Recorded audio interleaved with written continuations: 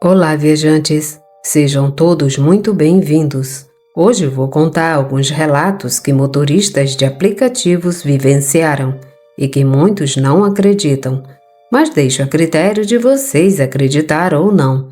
Eu sou a Clara Paula. Vamos ao primeiro relato. Um homem estranho. Meu nome é Juan e há alguns anos obtive minha cidadania nos Estados Unidos, depois de muito tempo. Tentando alcançar o sonho americano, comecei a trabalhar para a Uber um ano depois de me mudar, pois precisava de um trabalho extra para terminar de pagar minha casa. Por isso, me cadastrei na plataforma para trabalhar à noite. Tudo estava indo excelente, as coisas estavam dando certo para mim depois de todo o sofrimento que minha família e eu passamos em nosso país de origem. Finalmente, tudo estava se encaixando, mas a felicidade que eu sentia seria interrompida. Uma noite, enquanto desempenhava meu trabalho como motorista, recebi uma solicitação de viagem por volta das 10 da noite. Era um homem que ia para a rodoviária. Aceitei a corrida e fui até sua casa buscá-lo. O homem já estava lá fora. E tenho que mencionar que, desde que o vi, não gostei nada dele. Quer dizer, ele me passou uma péssima sensação. Daquelas vezes em que sua intuição diz que uma pessoa não é boa. Mas enfim, ignorei e destravei a porta para que ele entrasse. Percebi que ele estava muito agitado e suando muito. E honestamente cheirava mal. Era um homem de uns 40 anos, aproximadamente, muito robusto e com um olhar assustador. Eu disse boa noite em inglês, mas ele não respondeu. Não dei importância, mas enquanto dirigia, o cara ficava muito sério. Não parava de balançar a perna rapidamente como se estivesse muito nervoso. Ele olhava para todos os lados e começou a roer as unhas. Eu, sinceramente, acelerei para chegar o mais rápido possível ao destino, pois já queria que ele saísse do meu carro. Não me sentia seguro com ele ali. Estávamos em uma rodovia grande, mas como estava chovendo, houve um acidente e o trânsito estava completamente parado. Dava para ver luzes de policiais e ambulâncias ao longe. Todos nós estávamos quase sem avançar, mas o sujeito começou a ficar cada vez mais desesperado. E quanto mais nos aproximávamos daqueles carros de polícia, mais nervoso ele ficava. Ele agarrava o cabelo desesperadamente, até que de repente começou a chorar. Eu não sabia como reagir, pois não queria perguntar o que estava acontecendo. Tinha um pouco de medo dele. Sentia que ele poderia reagir de forma agressiva ou algo assim. Só o observava pelo espelho, mas de repente ele olhou para mim de novo e sacou uma arma de dentro da jaqueta. Me assustei muito e não consigo explicar o que senti. Pensei que ele ia ameaçar-me ou me fazer de refém. Mas ele fez algo muito pior. Algo que me deixou com um trauma severo e que me custou inúmeras sessões de terapia. O homem tirou a própria vida com um tiro na cabeça, no banco de trás do meu carro. Eu saí correndo dali. Tudo ao meu redor ficou embaçado. Se me perguntam o que aconteceu do lado de fora, com todas as pessoas nos seus carros que devem ter ouvido o disparo, a resposta é que não sei, porque entrei em um choque tão grande que nem percebi como cheguei à delegacia.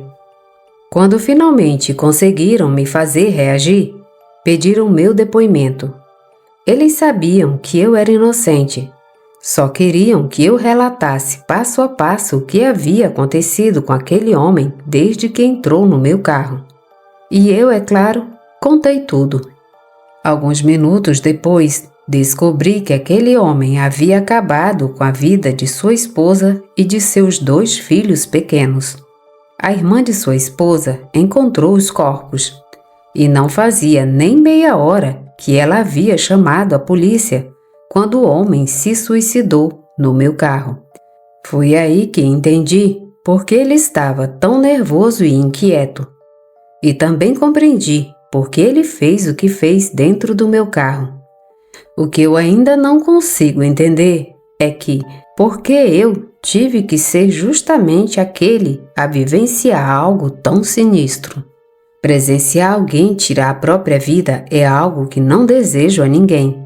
É uma sensação terrível que, como já disse, até hoje me assombra. Tive que vender meu carro porque, toda vez que entrava nele, via no espelho aquele homem com o rosto destruído.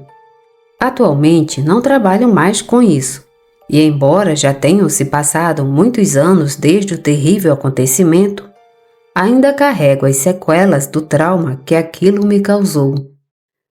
Vamos para a segunda história. A amiga imaginária. Meu nome é Júlio. Certa noite, enquanto trabalhava como de costume, como motorista da Uber, aconteceu algo muito estranho comigo. Na verdade, foi a primeira vez que vivenciei algo paranormal. Eu havia pegado uma senhora em um supermercado. Ela estava indo para casa com duas meninas de uns 6 anos.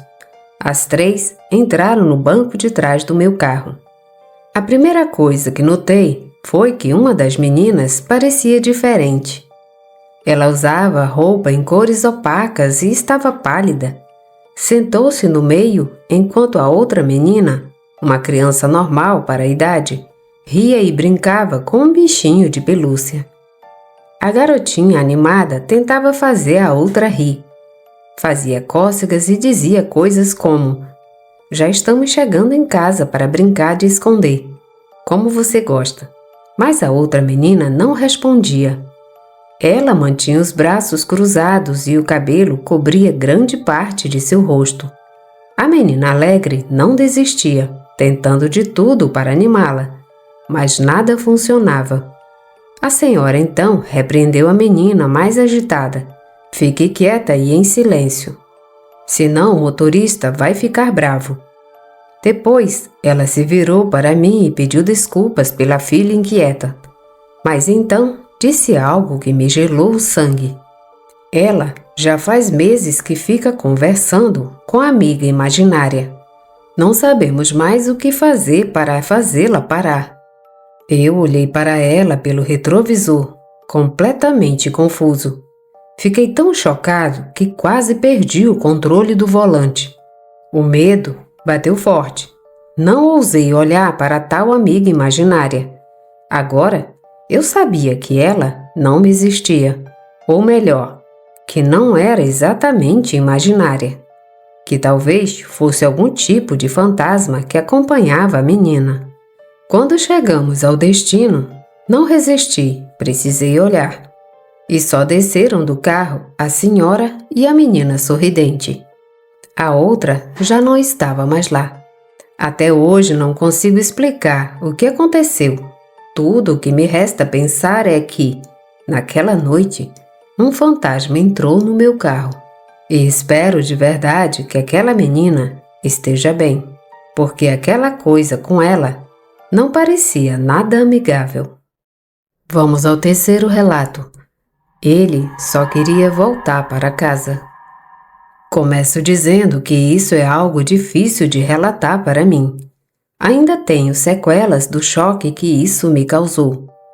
E espero não ser julgado por contar essa história, mas ela merece ser compartilhada. Me chamo Léo e moro na Califórnia há algum tempo. Trabalho como motorista de Uber há vários anos, fazendo corridas à tarde e à noite, pois tenho um emprego de meio período durante o dia. Isso aconteceu há alguns anos, em uma noite como outra qualquer. Eu estava finalizando meu turno. Lembro que seria minha última corrida antes de ir para casa, já que eram quase 2 da manhã. E eu precisava trabalhar no outro emprego pela manhã.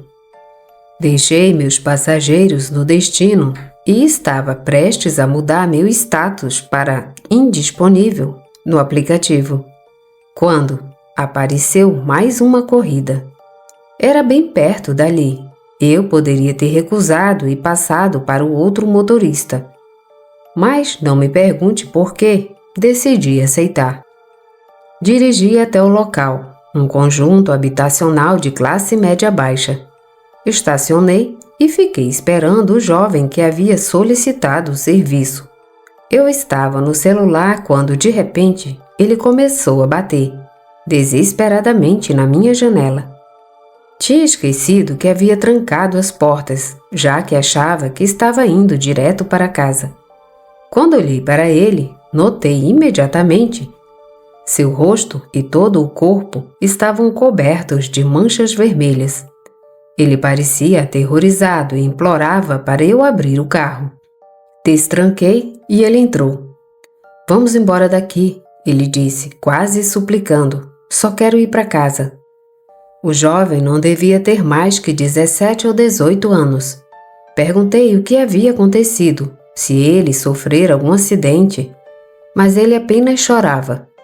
Me chamaram para uma festa na casa de um colega, mas era uma armadilha. Eles me bateram, todos eles. Sugeri chamar a polícia, mas ele implorou para não fazermos isso.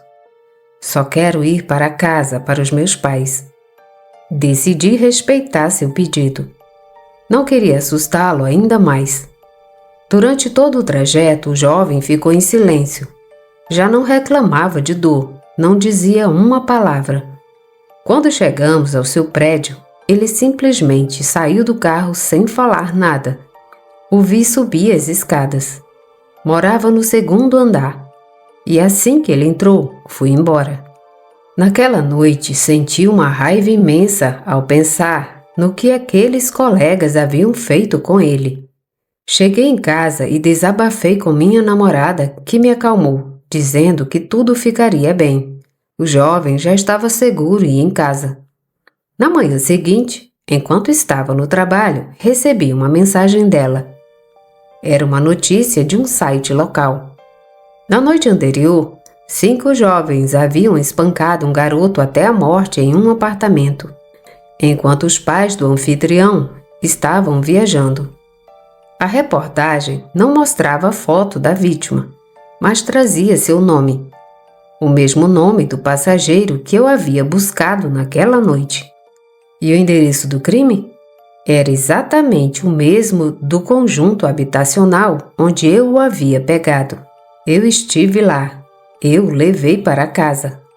O detalhe mais macabro, a polícia só chegou ao local por volta das 4 da manhã, quando o dono do apartamento retornou e encontrou a cena. Mas o garoto já estava morto. Até hoje não consigo tirar da cabeça que a alma daquele jovem, assustada, perdida, usou meu carro como escape. Ele só queria se sentir seguro, só queria voltar para casa. Essa história me deixou com uma tristeza profunda e com pesadelos que duraram muito tempo. Vamos para a última história. O presente de aniversário. Meu nome é Mário e sou motorista de Uber há pouco tempo. Ainda estou me acostumando com as pessoas e situações estranhas que vivemos nesse trabalho, lidando com tanta gente diferente todos os dias. Mas o que vou contar foi o que mais me perturbou até hoje, tanto que pensei em desistir da plataforma. Além de transportar passageiros, às vezes recebemos pedidos para entregar pacotes ou documentos dentro da cidade. E foi assim que começou essa história. Naquele dia, recebi uma solicitação de entrega. Pessoa me enviou uma mensagem pelo aplicativo, me pedindo para levar um pacote até um endereço específico. Aceitei o serviço. Quando cheguei ao local de coleta, era uma bela casa de 2 andares, mas com um jardim bastante descuidado, como se não tivesse sido cuidado há muito tempo. Estacionei e notei que havia uma caixa embrulhada para presente com um laço na porta. Recebi então outra mensagem da cliente. Por favor, Pegue o presente ali na porta e leve para o endereço cadastrado. Desci do carro, peguei a embalagem e, como ninguém saiu da casa, coloquei o pacote no banco traseiro e segui viagem. Ao chegar no endereço de entrega, uma casa simples de um andar, bati na porta várias vezes, mas ninguém atendia. Mandei mensagem para a cliente perguntando o que fazer, já que não havia ninguém para receber o presente.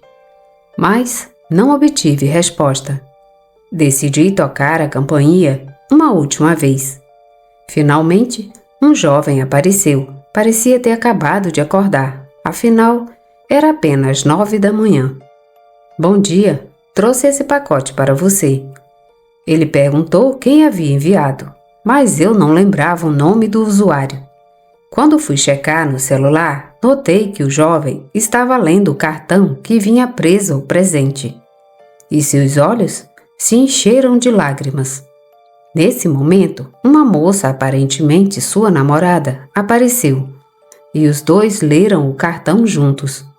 O rapaz, visivelmente abalado, me perguntou: "De onde você pegou esse presente?"